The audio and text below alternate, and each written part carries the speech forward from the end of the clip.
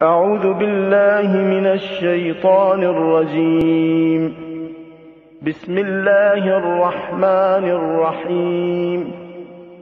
الحمد لله رب العالمين الرحمن الرحيم مالك يوم الدين إياك نعبد وإياك نستعين اهدنا الصراط المستقيم صراط الذين أنعمت عليهم غير المغضوب عليهم ولا الضالين.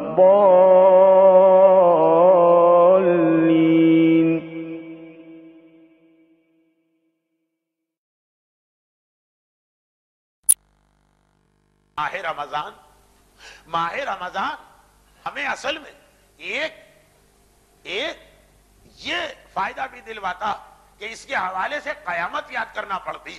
آج کی تقریر کے شروع میں نے خطبے میں آیت نہیں پڑھی، حدیث رسول پڑھی، اور یہ وہی حدیث جو پیغمبر کے اس خطبے کا جز جس کا نام ہے خطبہ استقبال رمضان، جسے مفاتیح الجنان کے شروع میں شیخ عباس قمی نے لکھا، اس کا ایک جملہ میں نے پڑھا. وہ ماہ رمضان کا ایک فائدہ کہ اذکروا بجوعکم وعطشکم، اے صاحبان ایمان رمضان میں اپنے بھوک اور پیاس کے ذریعے یاد کرو جوع یوم القیامت وعطشہ، قیامت کے دن کی بھوک اور پیاس کو. یعنی ماہ رمضان کا ایک مقصد یہ بھی ہے، ماہ رمضان کی ایک ٹریننگ یہ بھی ہے کہ اس کے ذریعے قیامت کو یاد دلایا جا رہا ہے. ہمارا مسائل کا موضوع بھی یہ بنا، رمضان کا مقصد بھی یہ ہے. اسی لیے ہماری آج رات کی اس مجلس کا عنوان ہے قیامت.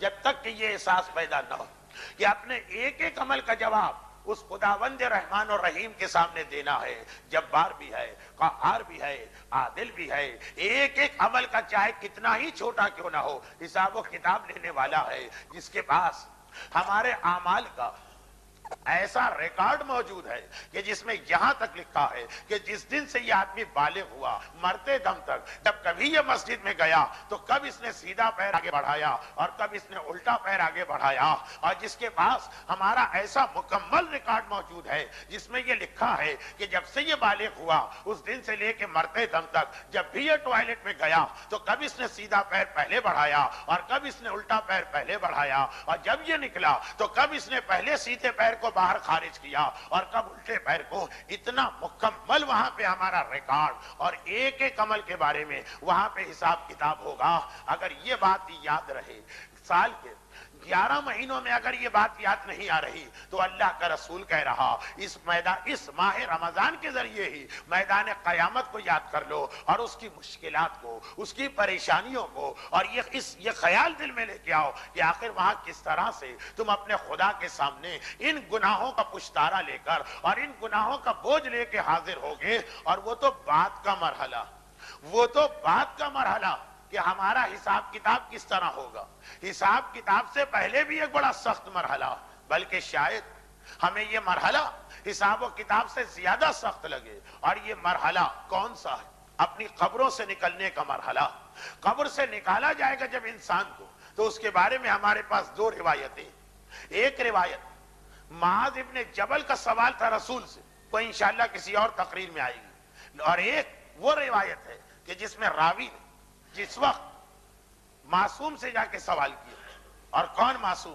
جس کا لقب ہی صادق ہے، یعنی امام جعفر صادق علیہ السلام، فرزند رسول. قرآن کی اس آیت کا کیا مطلب؟ فَإِذَا نُفِخَتْ فِي الصُّورِ فَتَأْتُونَ أَفْوَاجًا، فَإِذَا نُفِخَ فِي الصُّورِ فَتَأْتُونَ أَفْوَاجًا، کہ جس وقت سورہ اسرافیل پھونکا جائے گا تو آنے والے لوگ، قبر سے نکلنے والے لوگ الگ الگ ایک ایک کر کے نہیں آئیں گے، افواج، فوج، گروپس کی شکل میں آئیں گے. مولا کیا مطلب اس کا؟ یہ کس انداز کے گروہ ہوں گے، یہ کس انداز کے گروپس ہوں گے؟ جیسے کھیلوں کے مقابلے ہوتے ہیں عالمی پیمانے پر، کھلاڑی نہ انڈیویجول آتے ہیں نہ ایک ساتھ سب آ جاتے ہیں، الگ الگ گروہ آتے ہیں. یہ ایتھلیٹس ہیں، یہ مثلا ہاکی کے پلیئر، یہ فٹ بال کے، یا مثلا یہ فلاں ملک کے کھلاڑی، یہ فلاں ملک کے. مولا فَإِذَا نُفِخَ فِي الصُّورِ فَتَأْتُونَ أَفْوَاجًا. دو حدیثیں ہیں. حساب کتاب کا مرحلہ تو بعد کا، ابھی تو قیامت کے میدان میں ہماری انٹری، ابھی تو قیامت کے میدان میں ہماری حاضری، ابھی تو میدان قیامت میں ہم کو لانا۔ مولا یہ کیا کہا گیا کہ گروہ گروہ لایا جائے گا؟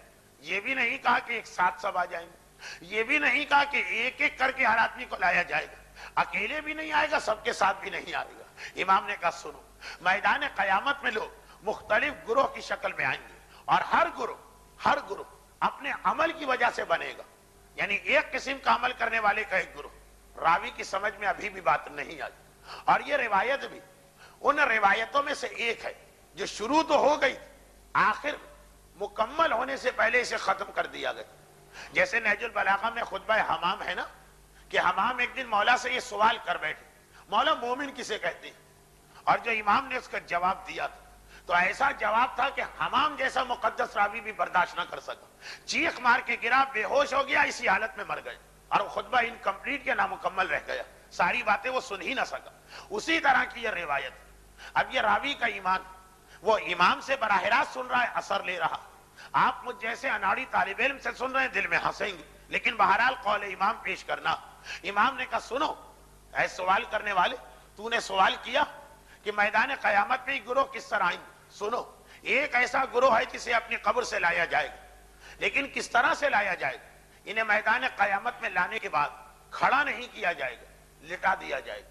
انہیں میدان قیامت میں لیٹنے کا حکم دیا جائے گا، البتہ بالکل سیدھا لیٹیں گے، چت جس طرح سے سکرات کے عالم میں مردے کو لٹایا جاتا، جس طریقے سے انسان اگر بیٹھ کے نماز نہ پڑھے تو لیٹ کے نماز پڑھتا، بالکل سیدھا۔ ایک مرتبہ انہیں لٹا دیا گیا میدان قیامت، مگر کیوں؟ وی آئی پی ٹریٹمنٹ دیے جانا، کیا ان کو کھڑے ہونے کی تکلیف سے بچانا؟ جی نہیں، ادھر یہ میدان قیامت میں لٹائے گئے، اور ادھر ملائکہ اپنے ہاتھوں میں بڑے بڑے پتھر یعنی پہاڑ لے کے آئے، اور ایک مرتبہ وہ پہاڑ اٹھا کے ان میں سے ہر ایک کے سر پہ مارا۔ پہاڑ کا سر پہ گرنا، سر پہ لگنے والی چوٹ، ذرا سا کنکر کوئی مار دے تو انسان کو اندازہ ہوگا، اگر ننگا سر، ہیلمٹ ویلمٹ نہیں پہنے تو میدان قیامت میں تو بغیر ہیلمٹ کے لایا جائے گا۔ اب ایک مرتبہ امام فرماتے کہ ملائکہ ان کو زمین پہ لٹائیں گے، اور اس کے بعد پورا پہاڑ اٹھا کے ان کے سر پہ ماریں گے۔ خدا کی پناہ، جو عذاب و تکلیف کا مرحلہ ان پر آئے گا، ایک مرتبہ وہ اسکل، ایک مرتبہ وہ سر ٹوٹا، ہڈیاں چکنا چور ہوئی، مغز پگھل کے بہا، تکلیف کی شدت سے یہ چیخا۔ اچھا یہ بھی یاد رکھیے، کتنی ہی بڑی تکلیف کیوں نہ ہو، اگر ایک مرتبہ، دو مرتبہ، تین مرتبہ تب بھی آدمی برداشت کر لے، مگر معصوم امام فرماتے ہیں کہ جیسے ہی یہ مرحلہ عذاب مکمل ہوا، یہ ایک مرتبہ پتھر یا پہاڑ دوبارہ اٹھا لیا گیا۔ اور کیوں اٹھایا گیا؟ ان کے سر کو دوبارہ بنا دیا گیا، جوڑ دیا گیا، ان کے سروں کا ریپیئر ہو گیا، اور ریپیئر کے بعد پھر دوبارہ ایک مرتبہ یہ پہاڑ ان کے سر پہ گرایا گیا، یہاں تک کہ قیامت کا پورا دن اسی حالت میں گزرے گا۔ اور قیامت کا دن کتنی دیر کا ہوتا؟ جتنی دیر کا آپ روزہ رکھتے کہ اب 3 بج گئے ہیں افطار ہونے والا، اب 4 بج گئے ہیں افطار کی تیاری شروع، 5 بج گئے کچن میں سے خوشبو آنے لگی، 5:30 بج گئے مسجد میں پہنچ گئے، جی نہیں، کان مقدار 50,000 سنہ، قرآن کی آیت ہے کہ ایک قیامت کا دن، وہ ڈے آف ججمنٹ 50,000 سال کے برابر ہے۔ 10 گھنٹے کا نہیں، 14، 15، 16، 20 گھنٹے کا نہیں، 50,000 سال، یہ تو نص قرآنی ہے۔ تو 50,000 سال اس مرحلہ عذاب سے ان کو گزرنا ہے۔ امام فرماتے کہ تو نے سوال کیا کہ قیامت کے میدان میں کس طرح سے لوگ گروپس یا گروہ میں لائے جائیں گے، یہ پہلا گروہ۔ اور سن، جب ان کو میدان قیامت میں پہنچا دیا گیا، اب دوسرے گروہ کی باری آ رہی، اور اب دوسرے گروپ کو اس کے قبروں سے باہر لایا جا رہا، اور یہ لوگ بھی وہ جنہیں میدان قیامت میں کھڑے رہنے سے ایکسمپٹ کر دیا گیا، ان سے بھی کہا جائے گا لیٹ جاؤ، یہ بھی لیٹ جائیں گے، مگر فرق، پہلے والے چت لیٹے تھے، انہیں پہلو پر لٹایا جائے گا، کروٹ پر، جیسے ہم مردے کو قبر میں لٹاتے، اور اس طرح سے لٹایا جائے گا کہ ایک مرتبہ ان کا کان آسمان کی جانب ہوگا۔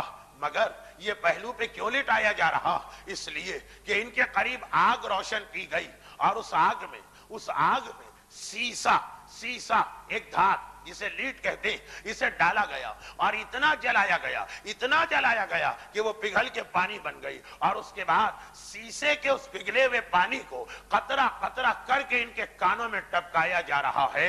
अरे गर्म पानी का एक कतरा कभी इंसान के कान में पहुंच जाए तो इंसान तड़प उठता है। और कहां पे इतना गर्म कि गोया लोहे और फौलाद को पहले गर्म करके पिघलाया गया और उसका वो पिघला हुआ पानी वो जो मेल्ट फॉर्म में है वो कान में डाला गया। खुदा की पनाह, तकलीफ की शिद्दत से तड़प तड़प के ये उछलना चाहता है मगर मलाइका इसे पकड़े हुए हैं। और जब ये कान मुकम्मल तौर पे जला दिया गया तो इसकी करवट का रुख चेंज कर दिया गया और अब दूसरा कान सामने लाया गया और उस दूसरे कान के साथ यही प्रोसेस शुरू हो गया, यही ऑपरेशन शुरू हो गया। वही पिघला हुआ शीशा कतरे कतरे करके इसके कान में डाला जा रहा और जब ये कान सही हो गया, जब ये कान जल गया, फिर इसको वापस पहली शक्ल में लाया गया।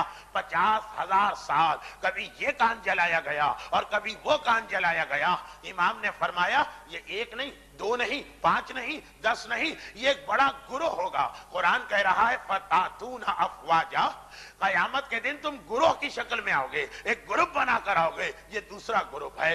मासूम फरमाते हैं और इसके बाद थोड़ी देर गुजरी है, एक मर्तबा कब्र से एक तीसरे गुरोह को निकाला जाएगा। ये गुरोह मैदान कयामत में लाया गया। इसके बाद न इन्हें लिटाया गया न बिठाया गया, इन्हें खड़ा किया गया। मगर किस तरह से खड़ा किया गया? इनके चारों तरफ आग की दीवारें खड़ी कर दी गई और वो आग की दीवारें किस तरह से कि उसके अंदर भी आग है, जैसे किसी को आग में डाल के जलाया जा रहा। सर के बालों से लेकर पैर के नाखून तक चारों तरफ ये आग में घिरे हुए हैं। पूरे मैदान कयामत में आग नहीं, इस आदमी के साइज के मुताबिक, जितना इसका साइज है, लंबा है कि ठिंगना, मोटा है कि दुबला, साइज के मुताबिक इसके चारों तरफ आग की दीवारें बनाई गई और इन्हीं वॉल्स ऑफ फायर के दरमियान ये खड़ा है और जल रहा है। एक मर्तबा इमाम फरमाते हैं कि तूने सवाल किया मैदान कयामत में लोगों को किस तरह से लाया जाएगा, वो ग्रुप कैसे होगा, वो गुरोह कैसे होगा। सुनो, इसके बाद एक चौथे गुरोह को लाया जाएगा, लेकिन ये लाने वाले बड़े अजीब हालत में आएंगे। अब तक जो आए बहरहाल वो इंसान बन के आए, इसको चूंटी बना के लाया जाएगा। मुआज इब्ने जबल की एक रिवायत, जैसा कि मैंने कहा वो बाद में आई, उसमें तो रसूल ने कयामत के दिन मुसलमानों को 10 जानवरों की शक्ल में लाए जाने का तस्करा किया। वो तो पूरी की पूरी जानवरों की रिवायत है, लेकिन हम और आप इसके अंदर फकत चूंटी का तस्करा है। ये चूंटी, ये जमीन पे रेंगने वाला छोटा सा कीड़ा, ये कुछ ऐसे मोमिन, कुछ ऐसे मुसलमान, कुछ ऐसे उम्मत रसूल से ताल्लुक रखने वाले जिन्हें चूंटी की शक्ल में लाया जाएगा और फिर इन्हें मैदान कयामत में फैला दिया जाएगा, बखेर दिया जाएगा, स्कैटर्ड कर दिया जाएगा। और अब सारी दुनिया, आदम से लेकर कयामत तक जितने इंसान पैदा हुए वो सब आएंगे कयामत के मैदान।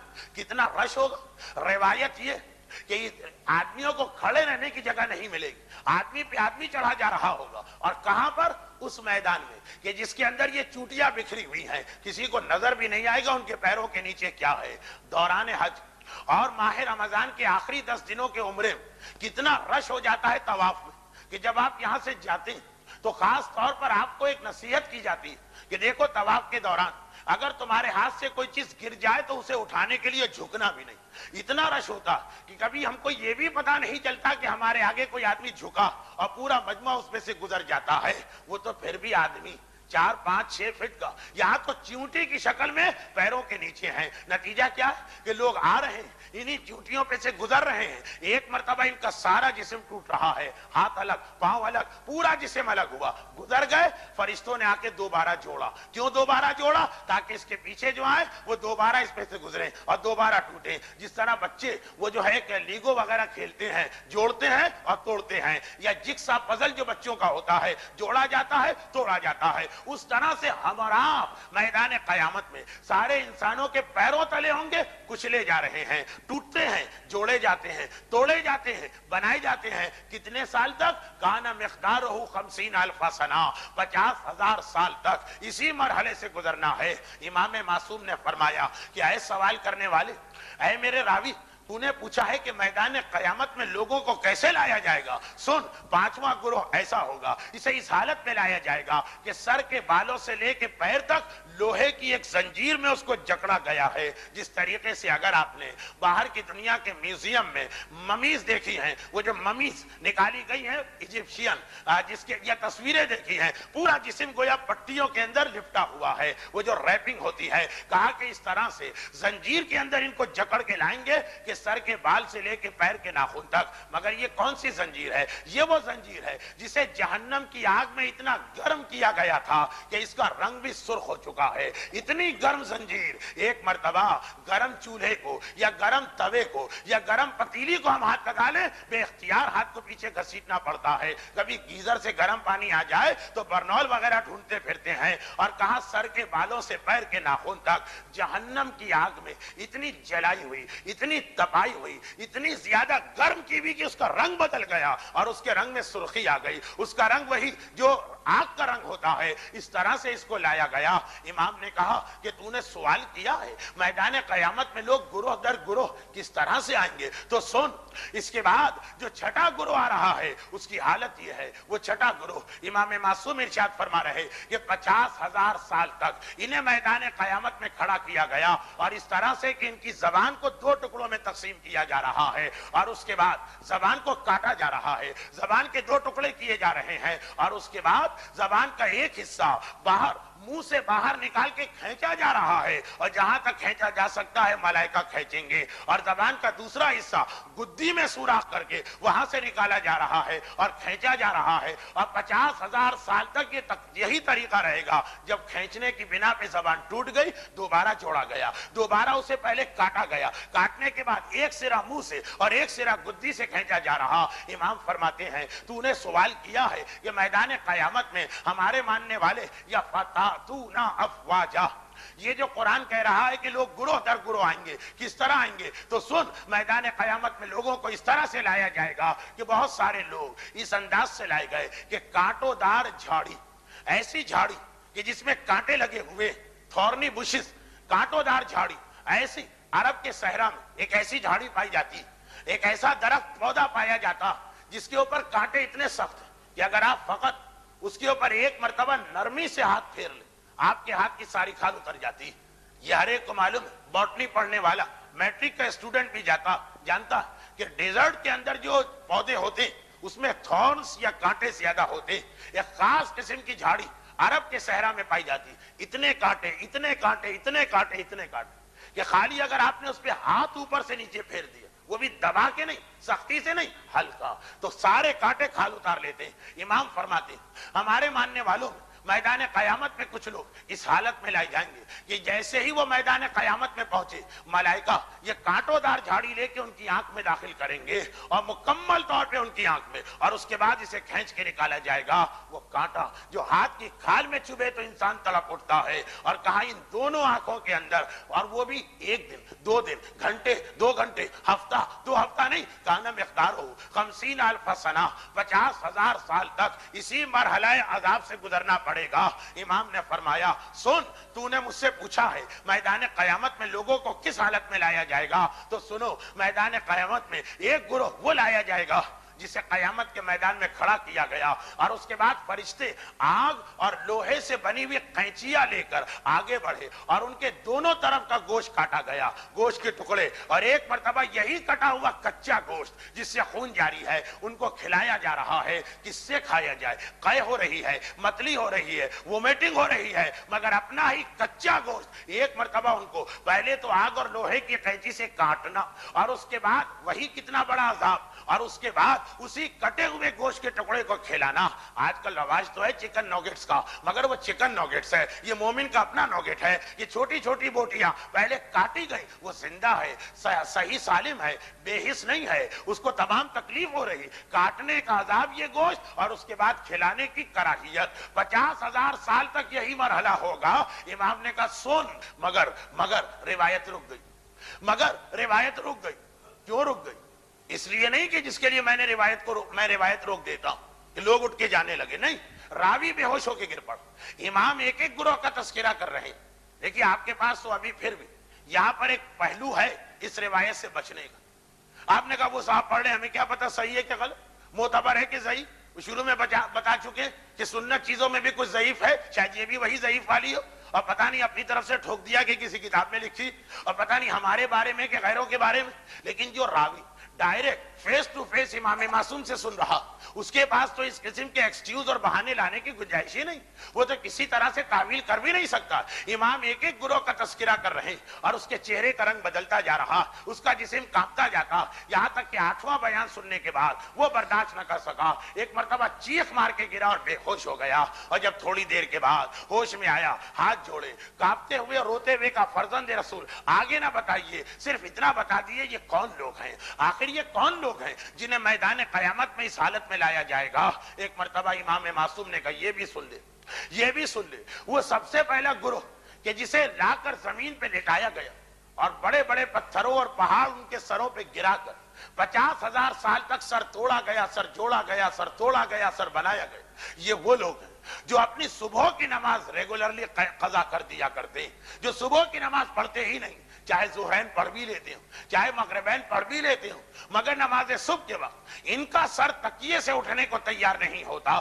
چنانچہ پروردگار نے کہا کہ جس نے اپنے اس سر کو تکیے سے اٹھانے سے انکار کر دیا اور میری نافرمانی کی، اب اسے اس مرحلہ عذاب سے 50,000 سال تک گزرنا، تب جا کر وہ اتنا پاک و پاکیزہ ہوگا کہ میری جنت میں جانے کے قابل ہو۔ اور سن، وہ دوسرا گروہ جس کے کبھی سیدھے کان کو آگ سے جلایا جائے، آگ نہیں، وہ سیسے اور لوہے کا پگھلا ہوا پانی کتنا گرم ہوگا اسے جب پگھال کر میلٹ کر کے پانی بنایا جائے، کہا یہ وہ لوگ ہیں جو اپنے کانوں کو غنا اور میوزک کی آواز سے نہیں بچاتے تھے، وہ میوزک جو اسلام میں حلال ہے، حرام، کیونکہ کچھ میوزک اسلام میں حلال بھی، جو میوزک حرام ہے اس کی بات ہو رہی، یہ وہ لوگ ہیں جو اپنے انہی دونوں کانوں کو استعمال کیا کرتے تھے اس حرام آواز کو سننے پر کہ جسے شیطان کی اذان ڈکلیئر کیا گیا ہے، مگر کچھ بھی امام فرماتے رہے۔ یہ وہ مومن ہے، یہ وہ مومنہ کہ جسے گانا سننے کا اتنا شوق ہے کہ امام کے فرمان کو بھی چھوڑ سکتا ہے 50,000 سال تک،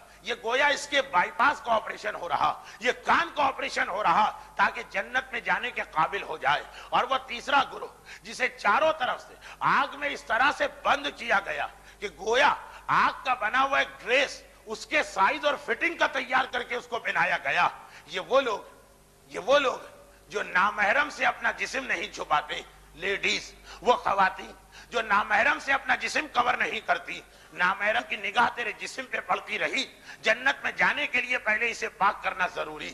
ہمارے یہاں ایک مس انڈرسٹینڈنگ یہ کہ کھانے میں کوئی نجاست پڑ جائے، باورچی خانے میں، کچن میں ہم کھانا تیار کر رہے ہیں، سالن پکا رہے ہیں، اور اس میں کوئی نجاست گر جائے تو بہت سی عورتیں یہ سمجھتی کہ پکنے سے اور آگ پر جلانے سے یہ پاک ہو جاتا۔ سالن تو آگ پہ جلانے سے پاک نہیں ہوتا، لیکن وہ مومنہ کہ جس کا جسم نامحرم کی نگاہوں کا ٹارگٹ بنا رہا، وہ خود اپنے آپ کو نامحرم کے سامنے اس حالت میں پیش کرتی، اس کا جسم جنت میں جانے کے لیے صرف آگ کے ذریعے سے پاک ہو سکتا ہے اور کوئی طریقہ نہیں۔ یہ وہ عورتیں، یہ وہ مرد ہیں کہ جہاں نامحرم سے کورنگ اور حجاب کا کوئی کنسپٹ نہیں۔ اور سن وہ چوتھا گروہ کہ جسے میدان قیامت میں چیوٹی کی شکل میں لایا جائے گا اور اتنا بڑا عذاب دیا جائے گا کہ اس کے سارے جسم کو توڑا جائے گا، اور توڑا بھی کس طرح، ہم کرش ہوں گے اس مجمع کے پیروں کے نیچے سے جو ہم پہ سے گزر رہا ہے، اور پھر جوڑا جائے گا اور پھر توڑا جائے گا۔ یہ مغرور لوگ، متکبر لوگ، یہ وہ لوگ ہیں کہ جو بڑے پراؤڈی ہیں، یہ وہ لوگ ہیں کہ جن کے پاس ایروگنس ہے، جو اپنے آپ کو بہت بڑا سمجھ رہے، یا دولت کی وجہ سے، یا عہدے کی وجہ سے، یا اسٹیٹس کی وجہ سے، یا کسی آرگنائزیشن میں ہونے کی وجہ سے، یا علم کی وجہ سے، یا تقوی کی وجہ سے، تکبر اور غرور کسی بھی وجہ سے ہو، اور دوسرے مومن کو حقیر سمجھنا، وہ کسی بھی وجہ سے ہو، اسلام میں حرام بھی ہے اور اس کی سزا اللہ بڑی سخت دیا کرتا ہے۔ کہا کہ اسی طرح ہمارے ماننے والوں میں جنہیں دولت کا اتنا غرور ہو گیا ہے، جنہیں اپنے بزنس کا اتنا غرور ہو گیا ہے، جنہیں اپنے اسٹیٹس اور پوزیشن کا اتنا غرور ہو گیا ہے، میدان قیامت میں انہیں اتنا چھوٹا کیا جائے گا، اتنا چھوٹا کیا جائے گا، اتنا چھوٹا کیا جائے گا، ان کے گھر والے بھی ان کو نہیں دیکھ سکیں گے، یہ پیروں کے نیچے آئیں گے، اور انہی لوگوں کے پیروں کے نیچے، انہی لوگوں کے پیروں کے نیچے کہ جن کے سلام کا بھی یہ جواب نہیں دیتے تھے، جن کے ساتھ نماز کی صف میں کھڑے ہونے کو یہ تیار نہیں ہوتے تھے، جن کے ساتھ دوران حج ایک کمرے کو شیئر کرنے کو تیار نہیں ہوتے تھے۔ ہم پیسے والے ہیں، ہم پوزیشن والے ہیں، ہم ان غریب غربا کے ساتھ کیسے بیٹھ سکتے ہیں؟ آج حالت یہ ہے، وہی غریب غربا گزر رہے ہیں اور یہ پیسے، دولت، علم کا غرور رکھنے والے ان کے پیروں تلے کچلے جا رہے، اور ایک بار نہیں، بار بار جب تک کہ ڈے آف ججمنٹ مکمل نہیں ہوتا۔ اور امام معصوم ارشاد فرماتے ہیں، سنو، اس کے بعد وہ پانچواں گروہ جسے سر سے پیر تک لوہے کی اس زنجیر سے ریپ کیا گیا ہے، جکڑا گیا ہے، اس پر لپیٹا گیا ہے، کہ جس زنجیر کو جہنم کی آگ میں گرم کر کے نکالا گیا، یہ وہ لوگ ہیں جو شراب اور نشہ کیا کرتے تھے۔ نشہ کرنے والے، اپنے سارے جسم کو گناہ اور حرام والی لذت میں ڈبو دینے والے، ان کا سارا جسم وہ ایک پلیجر محسوس کرتا ہے، ایک مزہ آتا ہے۔ اب اس کے لیے ان کا عذاب یہ ہے، در حقیقت پہلے بھی میں نے عرض کیا اور آج بھی 8-10 دفعہ تو کہہ چکا ہوں کہ مومن کے لیے یہ عذاب در حقیقت پنشمنٹ نہیں ہے، بلکہ اس کا کیور ہے، سزا نہیں ہے، اس کا علاج ہے۔ مگر جس نے شراب یا شراب جیسے کسی اور نشے میں سر سے پیر تک اپنے آپ کو ڈبو دیا ہے، اس کا علاج ہی یہی ہے کہ اس طرح سے یہ آگ میں تباہی ہوئی اور آگ میں گرم کی ہوئی زنجیر سے اس کو پاک کیا جائے۔ اور سنو، اس کے بعد وہ انسان جس کی زبان کو کاٹا بھی جا رہا، ذرا سی گرم چائے آپ کی زبان پہ آ جائے، چھالے پڑ جاتے ہیں۔ زبان، تکلیف زبان کی کیا، کہاں یہ کہ اسے باقاعدہ 2 حصوں میں چیرا گیا اور اس کے بعد ایک حصے کو منہ سے اور ایک حصے کو گدی میں سوراخ کر کے باہر نکالا گیا۔ فرمایا یہ وہ ہے جو ذو لسانین، دوغلا آدمی، آپ کے سامنے کچھ کہتا ہے، آپ کے پیٹ پیچھے کچھ کہتا۔ آپ کو معاشرے میں ایسے بہت سے لوگ ملیں گے جسے ہم ہپوکریٹ تو اس لیے نہیں کہہ سکتے کہ ہپوکریسی کا تعلق عقیدے سے، مگر در حقیقت یہ عمل کے اندر ہپوکریٹ، منہ پہ آیا تو ایسی تعریف، ایسی عقیدت، ایسا احترام کہ آپ سمجھیں کہ اس جیسا میرا چاہنے والا کوئی نہیں، اور جیسے ہی آپ کے پیٹ پیچھے گیا تو اتنی آپ کی برائی اور اتنا آپ کے اگینسٹ اور ایسے آپ کے خلاف سازش ہے کہ اس سے بدتر کوئی دشمن نہ ہو، ذو لسان ہے، کہ جس کا طریقہ چہرے پہ کچھ ہو اور پیٹ پیچھے کچھ اور ہو۔ کہا یہ میدان قیامت میں 50,000 سال تو 2 زبانیں رکھتا تھا نا، اب تیری زبان کو حقیقت میں 2 حصوں میں کاٹا جائے گا۔ اور اس کے بعد امام معصوم، دیکھیے ٹائم کم ہونے کی بنا پہ میں جلدی تقریر مکمل کر رہا، اور اس کے بعد امام معصوم ارشاد فرماتے ہیں وہ 7واں گروہ کہ جس کی آنکھوں کو کانٹوں دار جھاڑی کے ذریعے سے 50,000 سال تک ہاتھ کی کھال جس جھاڑی پہ محفوظ نہ رہ سکے، کہا آنکھ جیسا نازک آرگن، کہا یہ وہ لوگ ہیں جو نامحرموں پہ نگاہ ڈالا کرتے تھے، جو حرام والی نگاہ ہے، جو اپنی آنکھ سے زنا کیا کرتے تھے، ایک آنکھ کا زنا ہوتا ہے۔ یہ وہ لوگ ہیں، ان کو اس انداز سے ان کی آنکھوں کو پاک کیا جا رہا۔ اور آخری گروہ تو آپ سمجھ ہی گئے ہوں گے، ان میں سے یہ جو آپ نے 8 گروہ سنے، 8واں گروہ جس کے دائیں اور بائیں، لیفٹ اور رائٹ، دونوں طرف کے پہلو کے گوشت کو پہلے لوہے اور آگ کی قینچی سے کاٹا گیا، سیزر چلائی گئی، قینچی چلائی گئی، وہ ایک عذاب پھر کھلایا گیا۔ یہ وہ لوگ ہیں جو صاحبان ایمان کی غیبت کیا کرتے ہیں، جو صاحبان ایمان کے عیب اچھالا کرتے ہیں۔ اور یہ جو 8 گروہ آپ نے سنے، ان میں سے بہت سارے حدیث معراج میں بھی گزر چکے ہیں۔ ایسا نہیں کہ یہ خالی قیامت کی بات، پیغمبر سفر معراج پر جب گئے تھے تو ایسا ہی عذاب اپنی آنکھوں سے دیکھ کے آئیں۔ تو یہ حدیث اتنی اتھینٹک ہے کہ بہت سارے مختلف سورسز سے ہمارے پاس آئی۔ اب قیامت کا دن کون سا دن؟ امام نے کہا کہ رمضان میں قیامت کو یاد کرو، اذکروا بجوعکم وعطشکم جوع یوم القیامت وعطشکم۔ آج میں رمضان کے مہینے میں بیٹھ کے یاد کرو، یہ قیامت کا دن بھی آنے والا، اور قیامت کا دن اس انداز سے آئے گا۔ کیا ہے اس سے بچنے کا طریقہ؟ کیا ہے اس قیامت سے اپنے آپ کو محفوظ کرنے کا طریقہ؟ قرآن نے آواز دی، سورہ مریم کی آیت نمبر 72، ثم ننجی الذین اتقوا، پھر ہم ان لوگوں کو نجات دیں گے جو صاحبان تقوی۔ قرآن نے حل بھی بتایا، ریمیڈی بھی بتائی، دوا بھی بتائی کہ یہ سارا عذاب ہے مگر نجات ملے گی ان لوگوں کو اتقوا، جو صاحبان تقوی۔ البتہ تقوی اپنی جگہ، مگر ایک چیز کے بغیر تقوی بھی بیکار ہے۔ علامہ ہلی جیسا عظیم عالم، اگر ذرا میں نے ان کے حالات اس لیے بتائے تاکہ ان کا انٹروڈکشن ہو جائے تو یہ تقریر ڈبل ٹائم لے لے گی۔ میں یہ اعتماد کرتے ہوئے اور اپنے مجمع پر اتنا ریلائی کرتے ہوئے کہ کیسا ہی گیا گزرا مومن کیوں نہ ہو معاذ اللہ، مجھ جیسا جاہل علامہ ہلی کی شخصیت کی عظمت سے تو واقف ہوگا تاریخ تشیع کے عظیم ترین علماء میں سے ایک علامہ ہلی. علم، تبلیغ، تقوی، محبت اہل بیت، پورے ایران کے علاقے کو شیعہ انہوں نے کیا. اس سے بڑا مبلغ تاریخ شیعہ میں کون گزرا؟ اور فقیہ تو اپنی جگہ. ان کے انتقال کے بعد ان کے بیٹے نے جو خود باپ جیسا مجتہد تھا، یہ بہت کم ہوتا. اللہ کے یہاں عدل ہے، چنانچہ جتنی بھی فضیلتیں ہیں وہ الگ الگ خاندانوں میں بکھیر دی جاتی ہیں. آج علم یہاں ہے، کل وہاں ہو. آج دولت یہاں ہے، کل وہاں ہو. یہ ایک سسٹم ہے یونیورس کا. مگر علامہ ہلی کا ایک بیٹا ہے فخر المحققین، جو باپ ہی جیسا مجتہد. اس نے اپنے باپ کو ان کے انتقال کے بعد خواب میں دیکھا تو سوال کیا، بابا آپ پہ کیا گزری؟ باپ کا جواب تھا، بیٹا علم اپنی جگہ، عمل اپنی جگہ، تقوی اپنی جگہ، لیکن اگر دو چیزیں نہ ہوتی، لولا الفین وزیارت الحسین لہلکت، اگر دو چیزیں نہ ہوتی تو ہلی جیسا عالم بھی ہلاک ہو جاتا. ایک کتاب الفین جو مولا کی امامت کو ثابت کرنے کے لیے لکھی تھی، الف عربی کا لفظ جس کے معنی ہزار، الفین معنی 2000، اس میں 2000 دلیلیں جمع کی تھی. ایک فضیلت و امامت علی کے موضوع کی کتاب، اور ایک زیارت حسین، کیونکہ یہ ریگولر شب جمعہ ہلا سے کربلا آتے تھے. ہلی تھے، ہلا میں قیام، ہر شب جمعہ ہلا سے کربلا آتے اور پوری رات امام مظلوم کے روضے میں گزارتے. کہا کہ اے میرے بیٹے، عمل اپنی جگہ، تقوی اپنی جگہ، علم اپنی جگہ، تبلیغ اپنی جگہ، وہ سب اپنی جگہ، لیکن اگر علی کی فضیلت میں یہ کتاب نہ لکھتا اور ہر شب جمعہ زیارت حسین نہ کرتا تو ہلاک تو ہلی جیسا بھی ہلاک ہو جاتا. تو ہمارے پاس سب سے بڑا سہارا تو یہی محبت اہل بیت ہے. قرآن نے کہا صاحبان تقوی کو نجات ملے گی، مگر تقوی بھی قبول اسی وقت ہے جب اس کے ساتھ محبت اہل بیت ہو اور زیارت حسین ہو. آج تو ویسے بھی شب جمعہ، اور ابھی جہاں تک میرا اندازہ مجلس کے بعد زیارت وارثہ بھی ہوگی، بہت سے لوگ پڑھ کے آئے ہوں گے، لیکن ابھی ہوگی بھی. تو اب یہ یاد رکھیے کہ رمضان کی شب جمعہ میں اس کی اہمیت اور بڑھ جاتی. کیوں؟ رمضان میں ہر عمل کی اہمیت بڑھ جاتی. آج اس وقت آپ کسی بھی نبی کو ڈھونڈنا چاہیں کہ وہ کہاں، تو آپ کو کہاں ملے گا؟ آج اگر آپ کسی بھی امام معصوم کو تلاش کرنا چاہیں کہ وہ کہاں ہوں گے، آج ہمیں رسول سے کوئی بات کرنا ہے، اپنی حاجت ان تک پہنچانا ہے، کہاں پہ ایڈریس کریں انہیں؟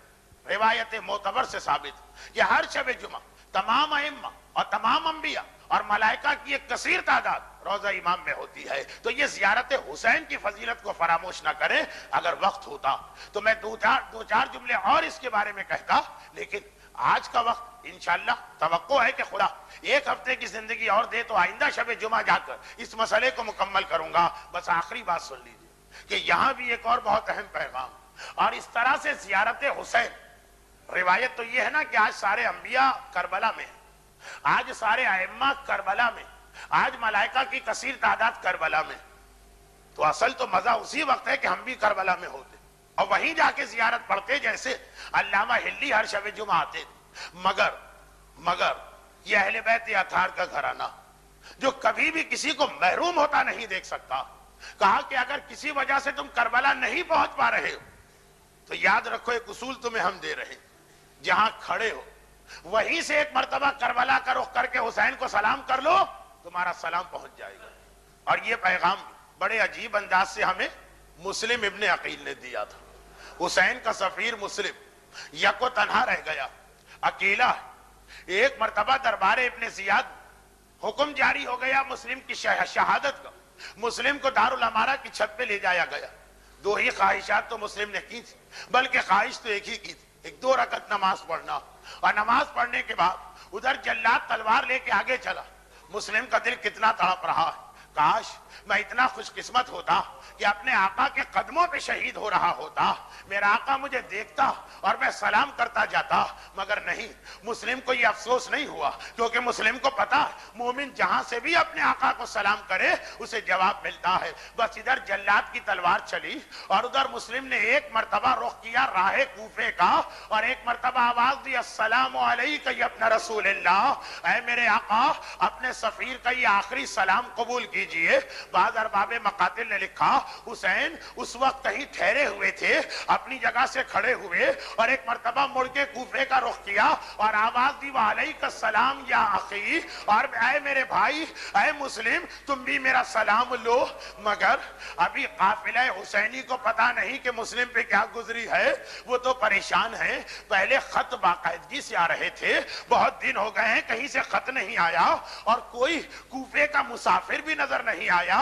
ایک دن جب یہ قافلہ آگے بڑھ گیا، عباس علمدار کی نگاہ پڑی، ایک مرتبہ دوڑے دوڑے آئے، آقا حسین آج کوفے کے راستے سے کچھ مسافر آتے نظر آ رہے، اگر اجازت ہو تو جا کے ان سے اپنے بھائی کی خیریت دریافت کر لوں. حسین تو جانتے ہیں مگر قافلے کو بھی اطلاع پہنچوانا ہے، کہا لے کے آؤ. وہ مسافر لائے گئے. عباس نے کہا کوفے سے آ رہے ہو، اتنا بتا دو، میرا بھائی مسلم بھی تو کوفے میں ہے، اس وقت اس کی کیا حالت ہے.